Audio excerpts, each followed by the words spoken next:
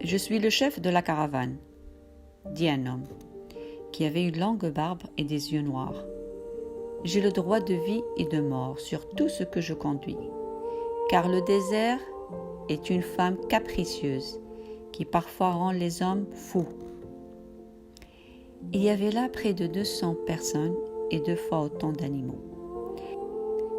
Des dromadaires, des chevaux, des mulets, des oiseaux. Il y avait des femmes, des enfants, et plus d'un homme portait une épée à la ceinture ou alors un long fusil à l'épaule. L'Anglais avait plusieurs cantines pleines de livres. Un énorme brouhaha régnait sur la place, et le chef dut répéter son discours à diverses reprises pour être compris de tous. Il y a ici toutes sortes de gens et différents dieux dans le cœur de ces gens. Mais mon seul Dieu est Allah, et je jure par Allah que je ferai tout ce que je pourrai et de mon mieux pour vaincre une fois de plus le désert. Seulement je veux aussi que chacun de vous jure par le Dieu en qui il croit, du fond de son cœur, qu'il m'obéira en toutes circonstances. Dans le désert, la désobéissance signifie la mort. Un chuchotement assourdi parcourut la foule. Chacun jurait à voix basse en prononçant Dieu à témoin. Le jeune homme jura par Jésus-Christ. L'Anglais garda le silence. Le murmure se prolongea un peu plus que le temps d'un simple sermon. Les gens demandaient aussi la protection du ciel. Une sonnerie de trompette se fit entendre longuement et chacun se mit en selle. Le jeune homme et l'Anglais avaient acheté des chameaux et eurent un peu de mal à se hisser sur leur monture. Le garçon éprouva quelque pitié pour celle de l'Anglais, chargé des pesantes sacoches de livres. « Il n'existe pas de coïncidence, » dit l'Anglais, essayant de poursuivre la conversation commencée dans le troupeau. « C'est un ami qui m'a fait venir jusqu'ici, parce qu'il connaissait un arabe qui... » Mais la caravane se mit en route et il devint impossible d'entendre ce qu'il racontait. Toutefois, le jeune homme savait exactement de quoi il s'agissait. Cette chaîne mystérieuse qui unit une chose à une autre, qui l'avait conduit à être berger, à faire plusieurs fois le même rêve, à se trouver dans une ville proche de l'Afrique, à rencontrer un roi sur la place, à être volé pour en venir à faire la connaissance d'un marchand de cristaux. Et, plus on approche de son rêve, plus la légende personnelle devint la véritable raison de vivre, pensa-t-il. La caravane se mit en marche en direction du levant. On avançait durant la matinée, on faisait halte quand le soleil devenait plus brûlant, et on reprenait la progression quand il commençait à baisser.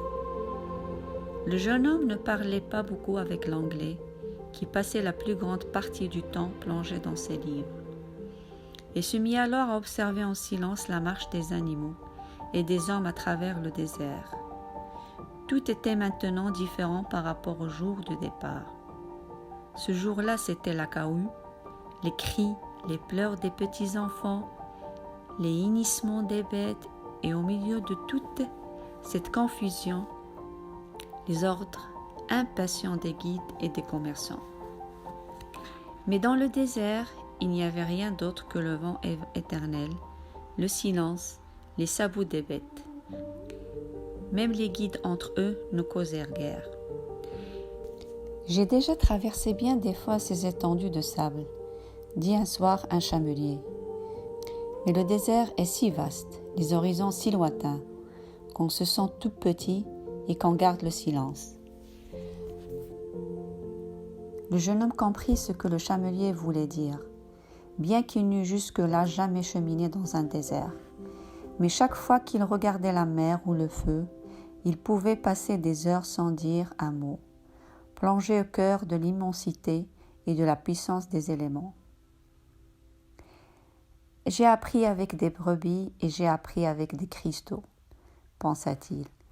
Je peux aussi bien apprendre avec le désert. Il me semble encore plus vieux et plus sage. Le vent ne cessait jamais. Il se souvint du jour où il avait senti ce même vent, à Tarifa, alors qu'il était assis sur les fortifications. Peut-être le vent caresserait-il maintenant la laine de ses brebis qui parcouraient les campagnes d'Andalousie en quête de nourriture et d'eau. Ils ne sont plus mes brebis, se dit-il sans éprouver de véritable nostalgie.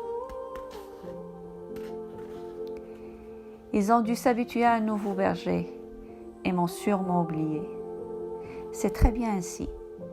Qui a l'habitude de voyager, comme les brebis, c'est qu'il arrive toujours un moment où il faut partir. Il se rappela ensuite la fille du commerçant et il eut la certitude qu'elle s'était déjà mariée. Peut-être bien avec un marchand de pop-corn ou avec un berger qui savait lire, lui aussi, et pouvait lui raconter des histoires extraordinaires. Après tout, il ne devait pas être le seul, mais ce pressentiment qu'il avait fait naître en lui un certain trouble. Était-il donc en train d'apprendre, à son tour, ce fameux langage universel qui connaît le passé et le présent de tous les hommes? Des pressentiments, disait souvent sa mère. Il commença à comprendre que les pressentiments étaient de rapides plongées dans l'âme, dans ce courant universel de vie, au sein duquel l'histoire de tous les hommes se trouve liée de façon à ne faire qu'un, de sorte que nous pouvons tout savoir parce que tout est écrit. « Maktoub », dit-il en pensant au marchand de cristaux. Le désert était fait teinte de sable, teinte de pierre. Si la caravane arrivait devant un bloc de pierre, elle le contournait si c'était un amoncellement rocheux et décrivait un large détour. Quand le sable était trop fin pour les sabots des chameaux, on cherchait un passage où le sable était plus résistant. Parfois, le sol était couvert de sel à l'emplacement d'un ancien lac. Les animaux peinaient et les chameliers alors descendaient et les aidaient. Puis ils prenaient eux-mêmes les charges sur leur dos, franchissaient ainsi le passage difficile et chargeaient à nouveau les bêtes. Lorsqu'un guide tombait malade ou mourait, les chameliers tiraient au sort pour choisir un remplaçant. Mais il n'y avait pas à tout cela qu'une seule raison. Peu importait que la caravane fît tant de détours, puisqu'il avait toujours en vue le même objectif. Une fois surmontés tous les obstacles, il retrouvait devant elle l'astre qui continuait à indiquer dans quelle direction se trouvait l'oasis. Et quand les gens voyaient devant eux ces astres qui brillaient dans le ciel du petit matin, ils savaient qu'il leur montrait un endroit où il y avait des femmes, de l'eau, des palmiers et des dattes. Seul l'Anglais ne percevait rien de tout cela. Il restait la plupart du temps plongé dans la lecture de ses livres. Le jeune homme avait lui aussi un livre qu'il avait essayé de lire dans les premiers jours du voyage. Mais il trouvait beaucoup plus intéressant d'observer la caravane et d'écouter le vent. Dès qu'il eut appris à mieux connaître son chameau et il commença à s'attacher à lui, il jeta le livre. C'était un poids superflu. Pourtant, il s'était imaginé, par superstition, qu'il rencontrait quelqu'un d'important chaque fois qu'il ouvrait ce livre. Il finit par se lier d'amitié avec le chamelier qui se trouvait constamment à côté de lui. À l'étape du soir, durant la veillée autour des feux, il lui racontait ses aventures du temps où il était berger.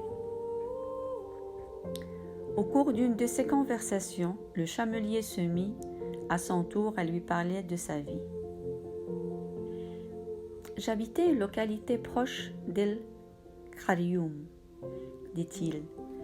J'avais mon potager, mes enfants, une existence qui ne devait pas changer jusqu'au jour de ma mort. Une année où la récolte fut meilleure que d'habitude, nous partîmes tous pour la Mecque. Et je remplis ainsi la seule obligation que je n'avais pas encore accomplie jusque-là. Je pouvais désormais mourir en paix, et cela me faisait plaisir. Un jour, la terre commença à trembler, et le Nil en crut sortir de son lit. Ce qui, dans mon idée, n'arrivait qu'aux autres, m'arriva donc à moi aussi. Mes voisins eurent peur de perdre leurs oliviers du fait de l'inondation. Ma femme craignait de voir nos enfants emportés par les eaux. Et moi je fus effrayée à l'idée de voir détruit tout ce que j'avais réussi à conquérir.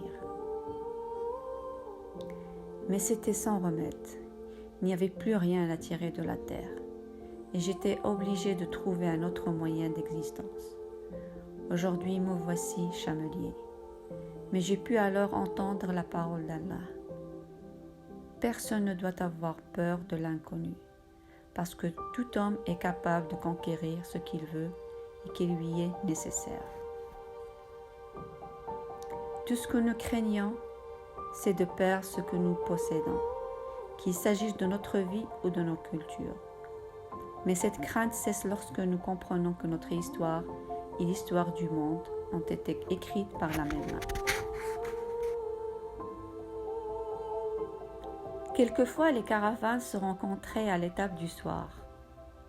L'une d'elles avait toujours ce dont une autre avait besoin, comme si réellement tout était écrit par une main unique.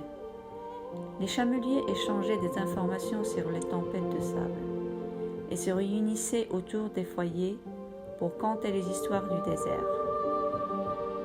D'autres fois arrivaient aussi des hommes mystérieux au visage voilé. C'étaient des bédouins qui surveillaient la route suivie par les caravanes. Ils donnaient des renseignements sur des pillards, des tribus insoumises. Ils arrivaient en silence, repartaient en silence, enveloppés dans leur djellaba de couleur sombre et leur chèche qui ne laissait voir que leurs yeux. Au cours d'une de ces veillées, le chamelier rejoignit le jeune homme et l'anglais devant le feu auprès duquel ils étaient assis.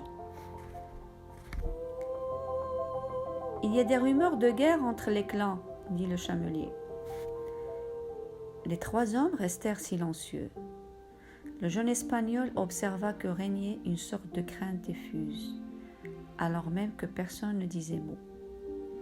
Une fois de plus, il percevait le langage sans parole, le langage universel.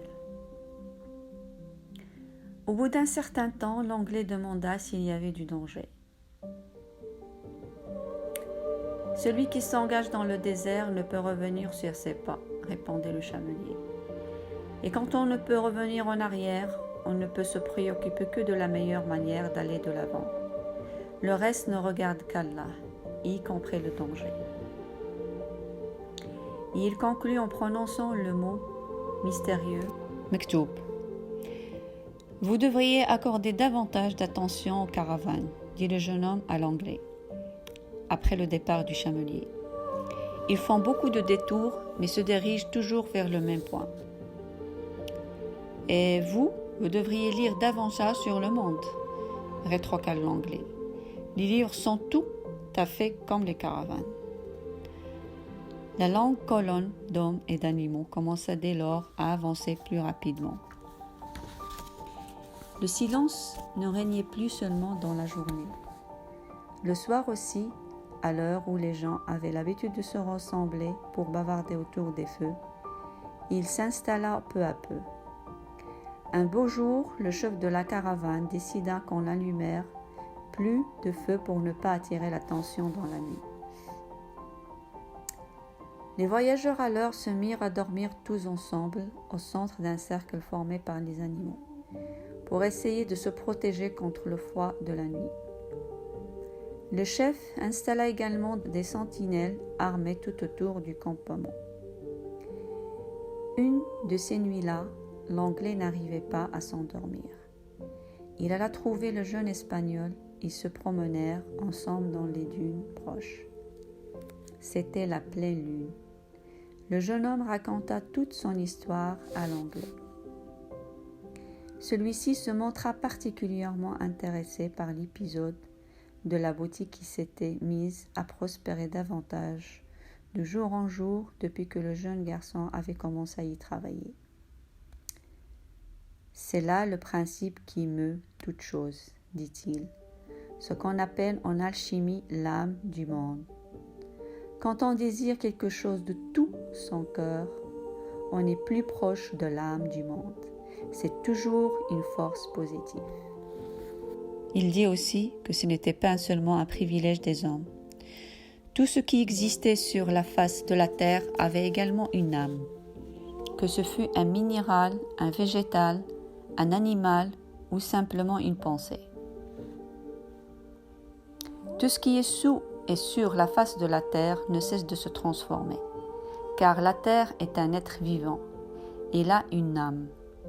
Nous sommes une part de cette âme, et nous savons rarement qu'elle travaille toujours en notre faveur.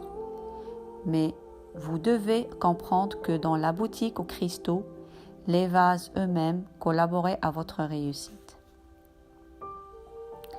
Le jeune homme garda le silence pendant un certain temps, contemplant la lune et le sable blanc. « J'ai pu observer la caravane qui chemine à travers le désert, dit-il enfin. Elle et le désert parlent le même langage, et c'est la raison pour laquelle il permet qu'elle le traverse. Il ne cesse d'éprouver chacun de ses pas pour vérifier si elle est en parfaite syntonie avec lui. Et si c'est bien le cas, il arrivera jusqu'à l'oasis. Mais si l'un de nous, en dépit de tout le courage qu'il pourrait avoir, ne comprenait pas ce langage, alors il mourrait dès le premier jour. » Ils continuèrent ensemble à regarder le clair de lune. « C'est la magie des signes, » poursuivit le jeune homme. « J'ai vu comment nos guides lisent les signes du désert et comment l'âme de la caravane dialogue avec l'âme du désert. » Au bout d'un moment, ce fut au tour de l'Anglais de prendre la parole. « Il faut en effet que j'accorde un peu plus d'attention à la caravane, dit-il finalement. « Et moi, il faut que je lise au livre, répliqua le jeune homme. C'étaient des livres bien étranges. Ils parlaient de Mercure, de sel, de dragons et de rois, mais il n'y comprenait rien du tout. Pourtant, il y avait une idée qui semblait revenir constamment dans presque tous les livres, que toutes les choses étaient des manifestations d'une seule et unique chose.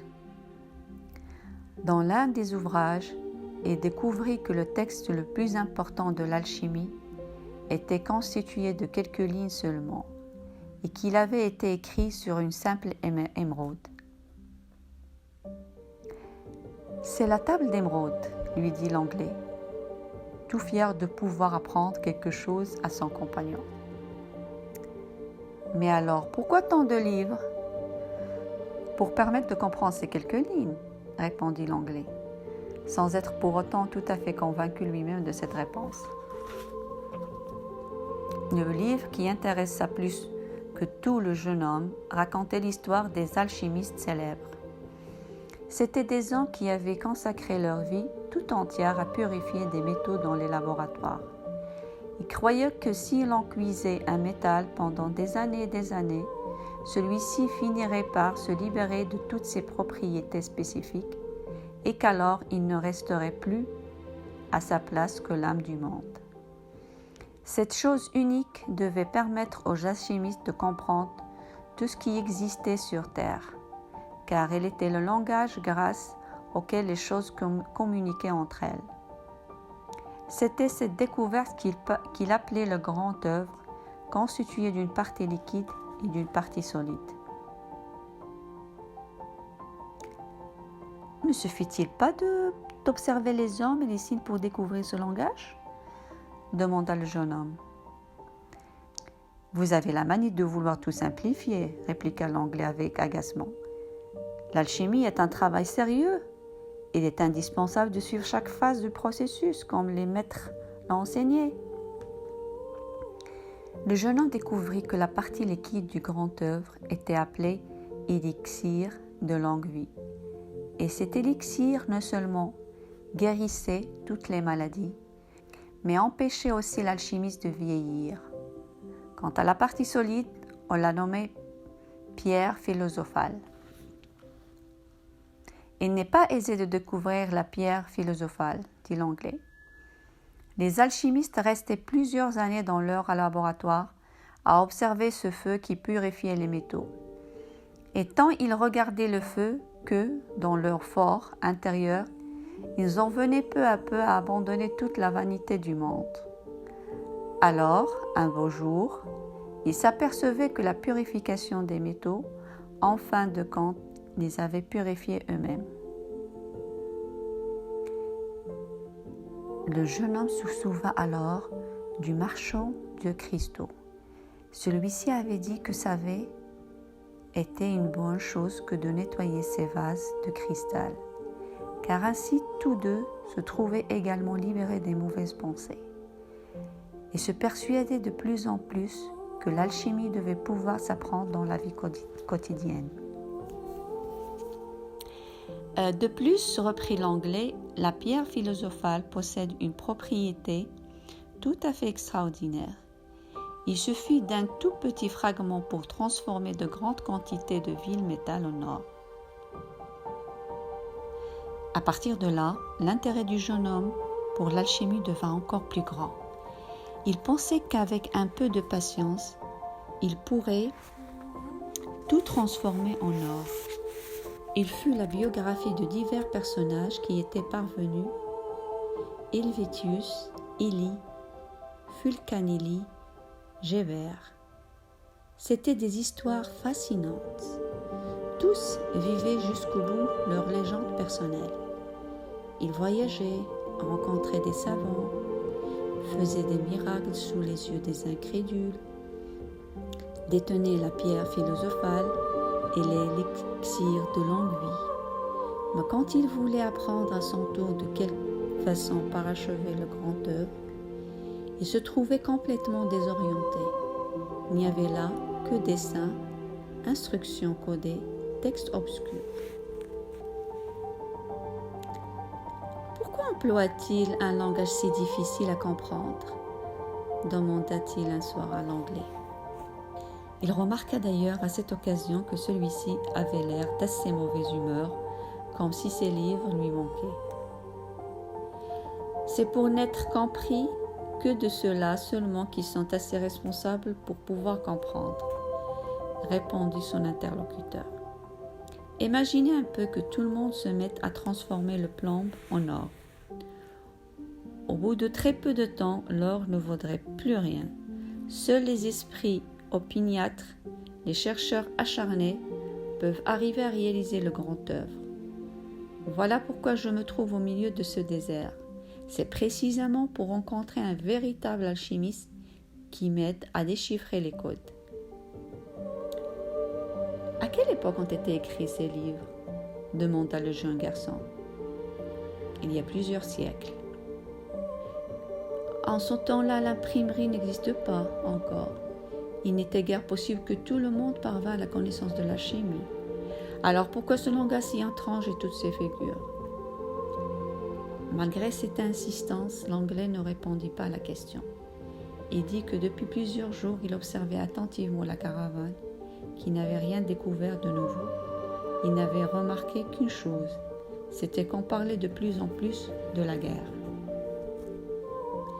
Un beau jour, le jeune homme rendit ses livres à l'Anglais.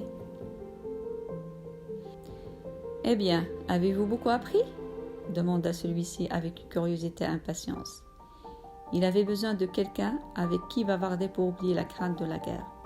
« J'ai appris que le monde possède une âme, et celui qui pourra comprendre cette âme comprendra le langage des choses. J'ai appris que de nombreux alchimistes ont vécu leur légende personnelle et qu'ils ont fini par découvrir l'âme du monde. la pierre philosophale, l'élixir de longue vie. Mais j'ai appris surtout que ces choses sont si simples qu'elles peuvent être gravées sur une émeraude. L'anglais fut déçu. Les années d'études, les symboles magiques, les mots difficiles à comprendre, les appareils de laboratoire, rien de tout cela n'avait impressionné le jeune garçon.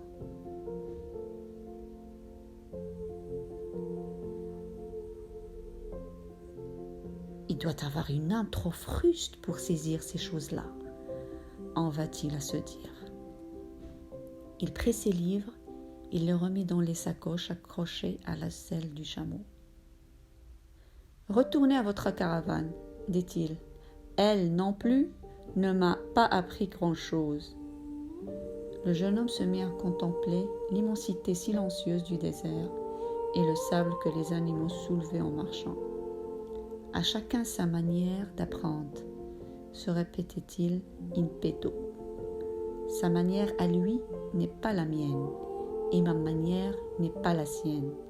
Mais nous sommes l'un et l'autre à la recherche de notre légende personnelle, et c'est pourquoi je le respecte.